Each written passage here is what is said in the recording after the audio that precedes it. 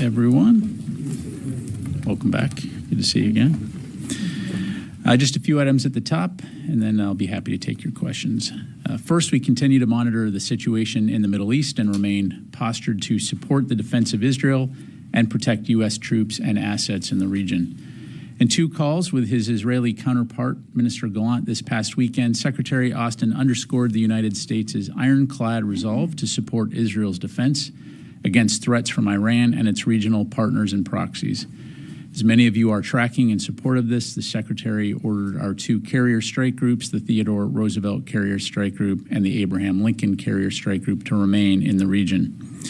As we have been from the start, we remain intently focused on de-escalating tensions in the Middle East while also remaining focused on fire and appears to be leaking oil, presenting both a navigational hazard and a potential environmental catastrophe. Although the Houthis have claimed that they're conducting these attacks in support of the Palestinian people, their actions prove to the contrary.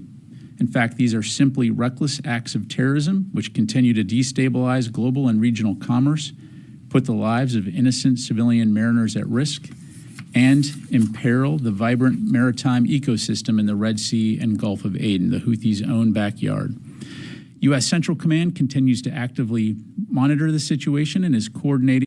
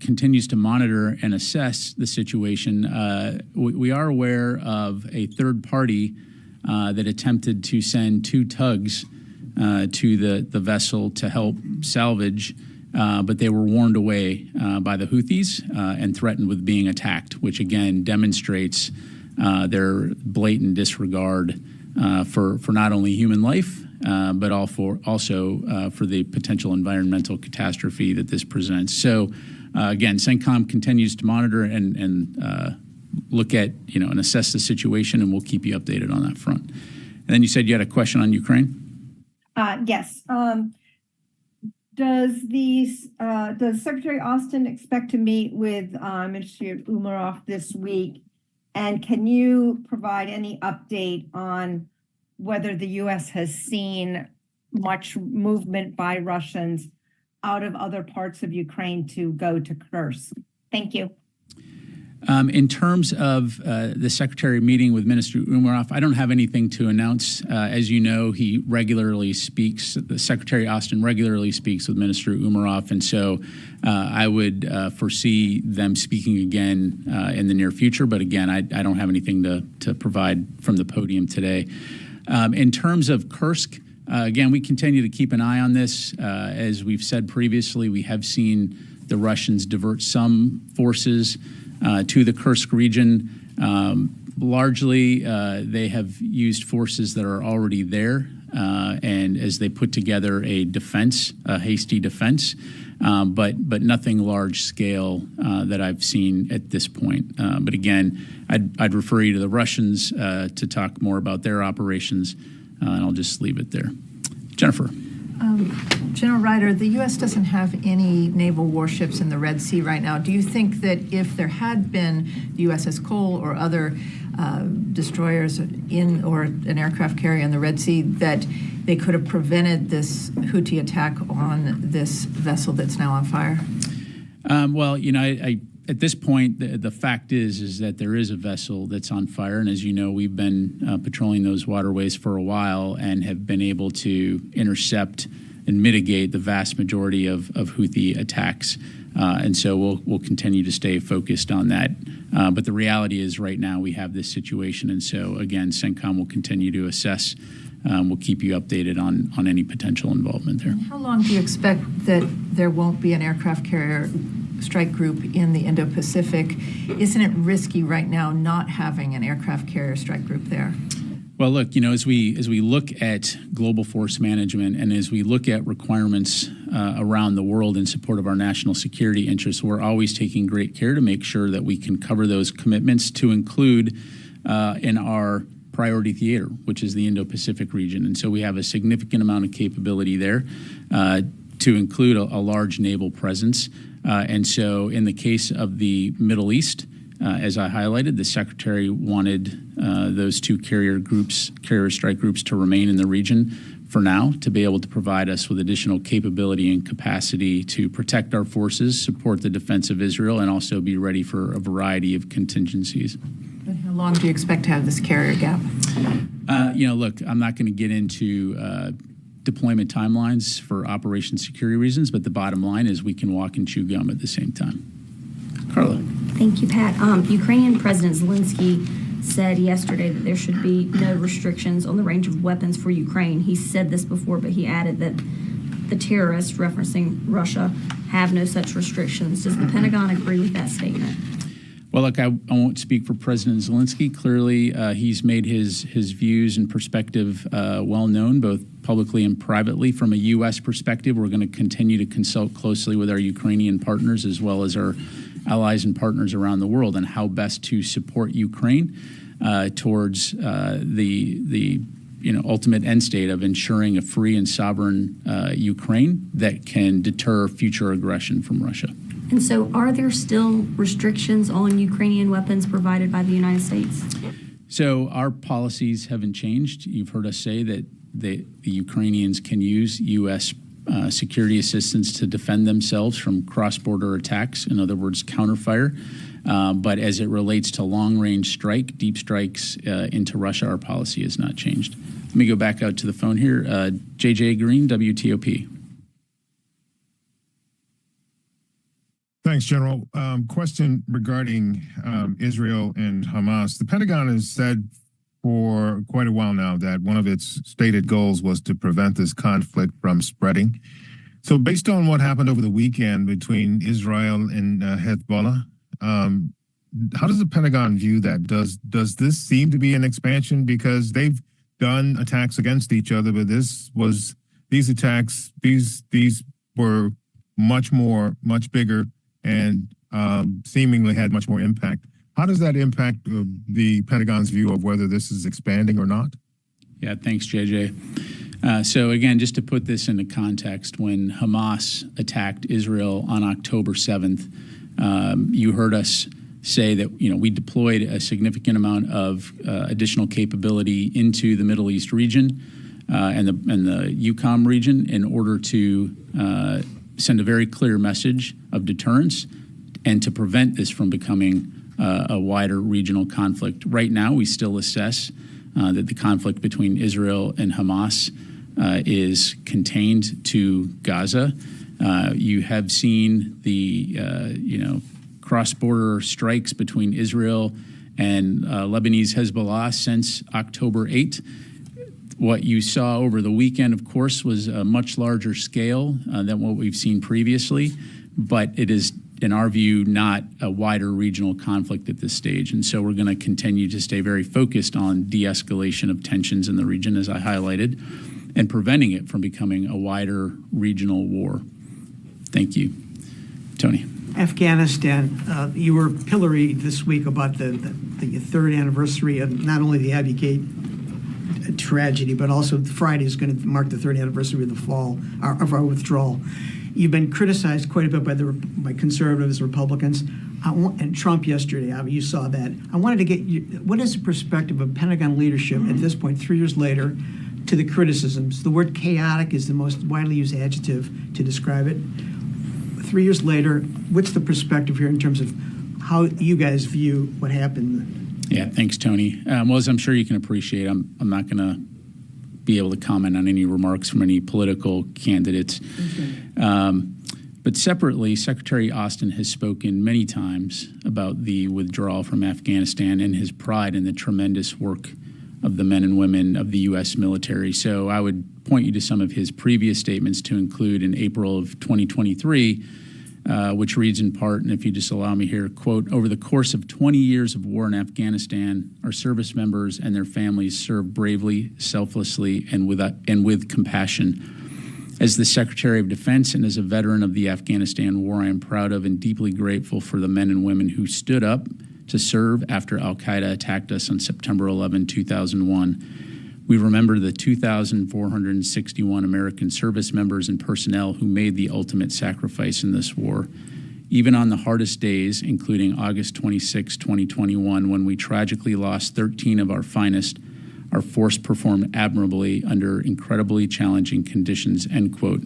And in regards to the withdrawal, he's also underscored that no other military in the world could have accomplished what we and our allies and partners did in such a short time span, and that this is a testament not only to our forces' capabilities and courage, but also to our relationships and the capabilities of our allies and partners. To hunting down the perpetrators, the enablers of the Abbey Gate attack. Chris Meyer, your commando chief, talked to reporters on Friday, and he talked a little bit about how the network was degraded. But from the podium, can you give a feel for that? President Biden said at the time, "We will hunt you down." So what's the status of the hunt today? Yeah. Well, as Assistant Secretary of Defense Meyer highlighted, we are laser focused on defending our citizens from terrorist threats that could emanate from Central Asia or anywhere else around the globe. We know that we can't turn a blind eye to the threats from organizations such as ISIS-K, and that we must keep a relentless focus on counterterrorism, and we're doing that. We have and continue to invest in and deploy modern capabilities to keep Americans safe. We're working closely with the intelligence community, as well as to deepen our cooperation with allies and partners to address evolving threats. I know that Mr. Mayor addressed this as well in terms of how we've been able to foil plots and disrupt terrorist networks, to include ISIS-K, by sharing information and intelligence and enabling allied and partner nations to be the ones conducting arrests or taking actions. And you've seen that demonstrated here recently with some high-profile news coverage of a foiled terrorist plot in Europe, for example. But we've also demonstrated our ability to reach anywhere in the world when there is a threat, including in Central Asia or in the Middle East. We've shown that we will not hesitate to take action to keep America safe, as evidenced by CENTCOM's recent strike in Syria, which killed the senior leader of an al-Qaeda-associated group. Thank you very much. Janie. Thank you, General. Two questions. North Korean Kim Jong-un announced that it would fully deploy suicide drones for the world. What concerns does the United States have about this? And what is the U.S.'s response to North Korea's asymmetric power? To its, I'm sorry, Janie, to its what? What is the U.S.'s response to North Korea's asymmetric power? On your first question, I've seen the press reporting. Certainly, it's something that we're keeping an eye on. I do find it interesting that everywhere else it's known as one-way attack drone, but for some reason, when North Korea says it, it's suicide drone. Interesting. But we clearly want to take that threat seriously, and it's something that we'll keep an eye on. I know that our South Korean allies are also keeping an eye on it and monitoring that. And I'll just conclude by saying that we will continue to consult closely with the ROK and Japan and other partners and allies in the region to ensure that our collective defense remains strong. In terms of North Korea and its capabilities, look, they have a long history here of destabilizing rhetoric and activities. Again, our focus in the region is defensive in nature, and I'm working with allies and partners to promote regional security and stability and to be prepared for any threats that North Korea poses or presents. Obviously don't want conflict with North Korea, and we continue to call for diplomatic communication, but so far they have not been willing to take that olive branch. Can you predict the possibility that suicide drones mass produced with tactical support from Russia and Iran will be used on the battlefield of Ukraine and the Middle East? Yeah, I don't have anything on that, nor do I want to predict. So thank you. Yes, ma'am. Thank you, sir. Nazira Karimi, Afghan journalist. As he said something about Afghanistan, Afghan people are also concerned about Daesh activity. Based of your opinion, Daesh get increased in Afghanistan and Taliban concerned about their activity too. And what is the difference between Taliban and Daesh? How much time do you have? Look, first of all, as you well know, the Taliban currently is the government in Afghanistan, and I'll use that term loosely. And so as the so-called ruling entity in there, clearly there is a difference between that, ISIS-K, but there are many other terror groups that are resident right now in Afghanistan. We're continuing to keep an eye on that region writ large. Ultimately, at the end of the day, our focus continues to be, broadly speaking, on working with allies and partners throughout the world, and to include Central Asia, as I highlighted, on promoting regional security and stability and safeguarding U.S. national security interests, to include the counterterrorism efforts and non-proliferation. So just leave it there. Thank you very much. Fadi. Thank you, General. The U.S. provided intelligence and ISR support to Israel in order to deal with the attack from Hezbollah. What is your assessment of that attack, and do you think would failed or succeed in achieving some of the goals that were declared by Hezbollah leader Hassan Nasrallah? Yeah, thanks for the question. I'm going to refrain from putting a label on it, and just, it was a large-scale attack. Lebanese Hezbollah had essentially previewed that they intended to retaliate, and by all accounts, they did. Israel was well prepared to respond and defend themselves. But I'll let the leaders from each of those, from Israel and Lebanese Hezbollah, speak to the nature of that. From a U.S. standpoint, we were very focused, again, on supporting the defense of Israel, as well as ensuring that this did not escalate into a wider regional conflict, and that continues to be our focus. And on the threats from Iran to retaliate against Israel, do you see Iran still poised to attack Israel, or in light of the weekend events between Hezbollah and Israel, there's been some changes in what you observe vis-a-vis Iran? I'm not going to go into intelligence, but again, as I've said previously, Iran has made those threats and has said that they intend to retaliate, and so we have to take that very seriously. And so we will continue to remain postured, and we are well postured to be able to support the defenses of Israel as well as protect our own forces. Thank you. Noah. Admiral Paparo said recently that the U.S. could escort Filipino vessels during resupply missions, that this would be within the bounds of the Mutual Defense Treaty. I wanted to know if that's consistent with the Secretary's thinking.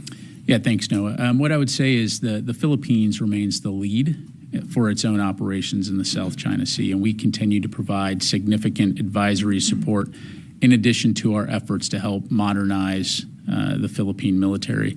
And so as allies, we continue to stand with the Philippines, given especially the PRC has consistently prevented them from executing lawful maritime operations in the South China Sea.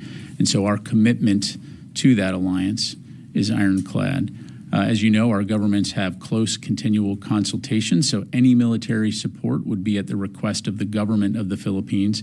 And in that light, Admiral Paparo simply called it an option within the context of consultations. So you're saying that if they requested such military support, that could be on the table for consultation, that wouldn't be an immediate closed door? Well, again, without getting into hypotheticals, I think as allies, it would require require consultation between our two nations. Thank you. Courtney, you're sitting way in the back there today. Yeah. All right. The several Russian officials have spoken out recently about the U.S. being involved in the Kursk incursion. The deputy foreign minister said consequences for the United States could be much harsher than those they are already experiencing. They know where and in what areas we are reacting in practical terms. What is that? I guess, what are the areas that they are reacting that the U.S. knows about? And I guess, do you have any comment to their Lavrov also spoke out saying that the U.S. is complicit in this Kursk incursion? So truth in advertising, I'm not a Kremlinologist, so I'm not going to pretend to be able to translate for Russian bureaucraties. What I will say is that, as we've said previously, we did not have advance notification of Ukraine's intent and operations to go into Kursk. Certainly, again, you've heard President Zelensky say that their efforts there are to create a buffer zone, and so we continue to have conversations with them about what that means, but more broadly speaking, how the U.S. can support Ukraine's efforts to preserve its sovereignty and deter future Russian aggression. But specifically on this allegation that the U.S. knows that the consequences are going to be harsher than previously. Have you seen any indications of consequences against the United States? I don't know what that means. Again, we're not at war with Russia. We're not seeking conflict with Russia. We are simply supporting a democratic nation who was invaded 2.5 years ago and enabling them to protect themselves. Thank you. Last question. Yes, sir. The Iranian commander of RGC says Iran with Islamic resistance in Iraq and elsewhere will take retaliation. But how does the Pentagon see the involvement of proxies in Iraq in the existing war between Israel and Hamas? Well, kind of taking a step back, there have definitely been actions by Iranian-backed groups in Iraq and Syria as it relates to attempting to conduct rocket attacks against Israel, largely unsuccessful, but we've seen that. We've also seen those groups attack U.S. forces that are in Iraq and Syria in support of the enduring defeat of ISIS mission. So, what they may do in the future, I can't predict.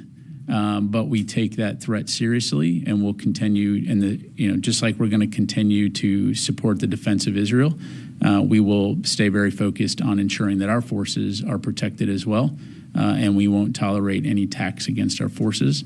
And to purposely belabor the point, if we are threatened or attacked, we will always respond in a time and manner of our choosing. Thank you. Thank you very much, everybody. Last one. Yeah.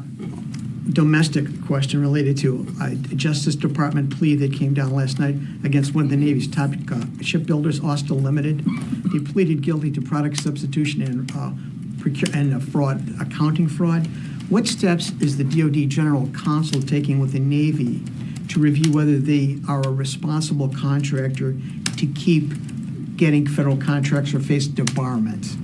Yeah, thanks, Tony. We've seen the press reporting on it. However, I'm going to have to refer you to the Department of Justice for details and then to the Navy for any action that they're undertaking as a result. I just don't have any more to provide. You don't have any more? Can you also check on the status of the Boeing review you were asked about like a month and a half ago in terms of their plea? I mean, you guys said at the time there's a review of Boeing, what steps Boeing is taking to be a responsible contractor. Can you take that as a question in terms of the status of the... I'll take the question. I don't know that we'll have much more to provide, but I'll take that question. Okay, thanks. Oh, Louis, seriously. You walk in like last minute. All right. Only because it's ABC, Louis Martinez. Thank you. And congratulations to Taft. Okay. Taft was on time, but just saying. Going back to the JLOTs, it was announced last week, I think, that that last cargo shipment had left Cyprus. Is there an update? Has it been offloaded? What's happened since? So what I'm tracking, Louis, is that essentially the ship is in the queue, waiting for its turn to dock in Ashdod and unload its contents. But as of right now, still at sea. But that's the latest update I have. Okay. Thank you. Thanks very much, everybody. Appreciate it.